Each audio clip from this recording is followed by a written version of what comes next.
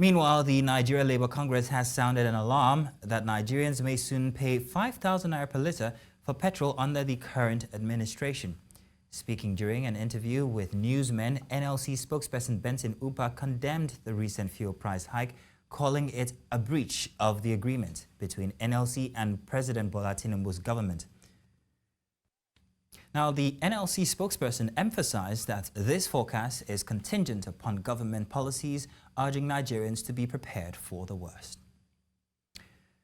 Now, to discuss this and the raising concerns over the increase in price of petrol, we are joined by Public Affairs Analyst Moses Idika. Moses, good afternoon. Thank you very much for joining us. Yeah, good afternoon. How are you today? Good afternoon, Nigerians. Oh, I'm fine. Thank you very much.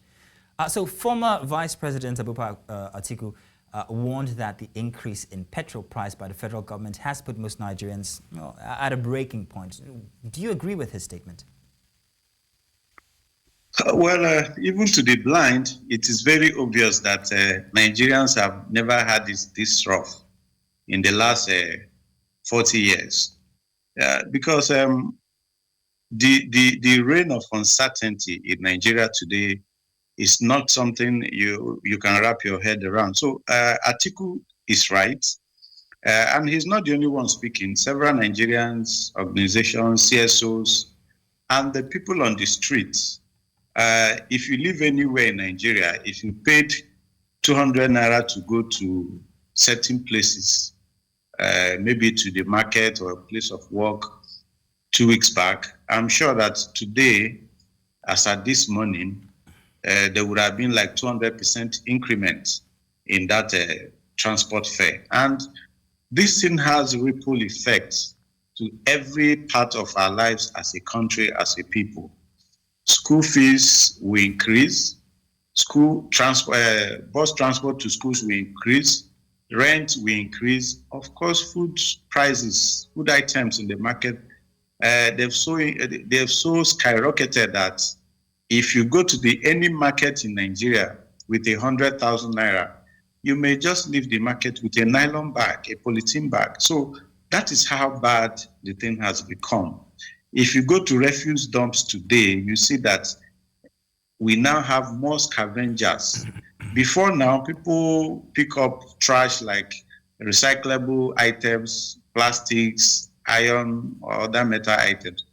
But unfortunately, even today, some Nigerians pick out food items in dustbins. That is how bad the situation has gotten. So considering that the middle class is shrinking, and well, at least they have the option of becoming the low-income earners at this point, what hope lies for the low-income household themselves? What are the implications of the poverty rates, especially on the low-income earners currently? Well, I think that there's hardly any middle class in Nigeria. Middle class is now a thing of one's imagination. You are either poor or you are rich. And when I say rich, you are extremely rich.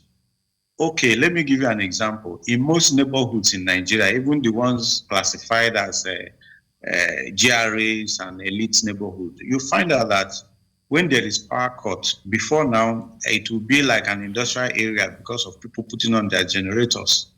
Today, everywhere is quiet. And of course, there is this astronomical hike in electricity tariff. So people everywhere is silent. Even those who manage to buy 4 units at 1,000 naira of any of the distribution company tokens, you find out that they ration it. Places are in darkness. People put up lights because they are trying to conserve energy. So there is hardly any middle class in Nigeria. You are either up there with the government people or you are the other side. Many people are now parking their vehicles. So there is hardly any middle class in Nigeria today. So when you now talk of the poorest of the poor, like I said earlier, Nigerians are now scavenging for food, and it's so sad. Recently, a friend told me that she was trying to carry out a research on food waste in Nigeria, but it turned out that she couldn't find any.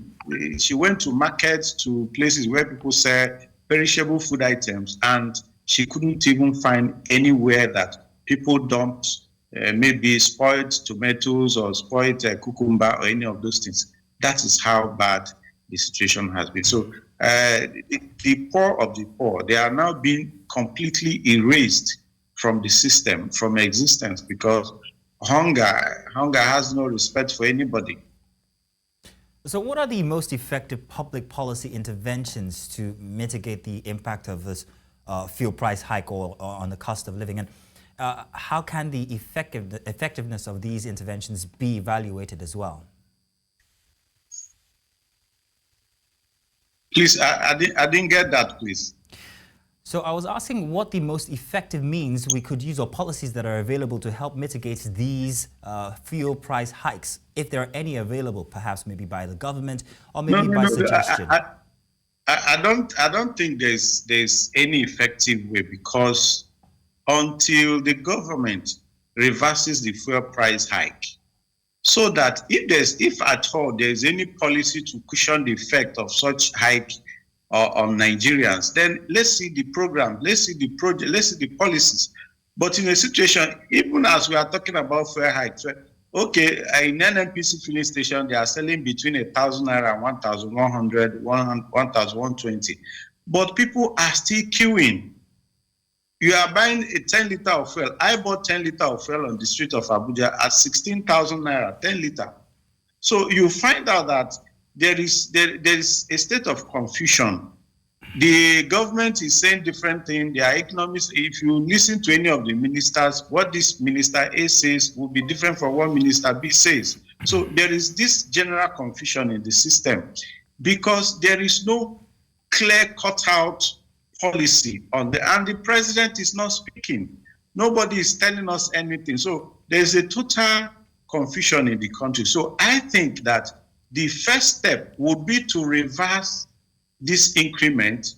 Let us go back to where we were. Remember that before the 617 naira, 700 naira per liter, the federal government said that it has signed the Minimum Wage Act of 70,000 naira into law. But no Nigerian worker has received that minimum wage.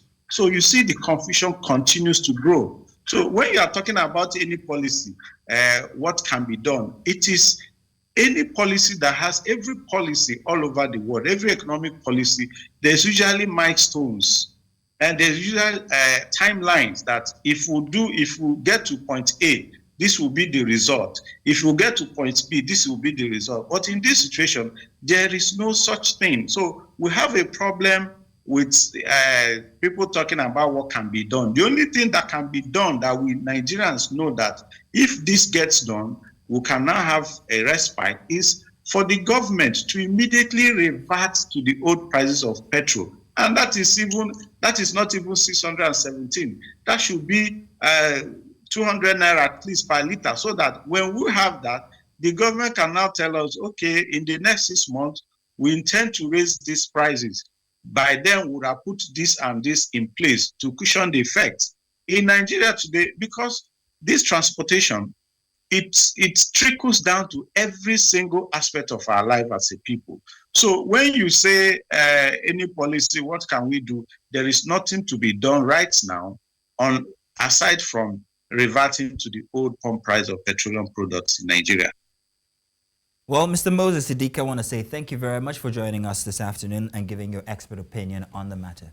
Thank you.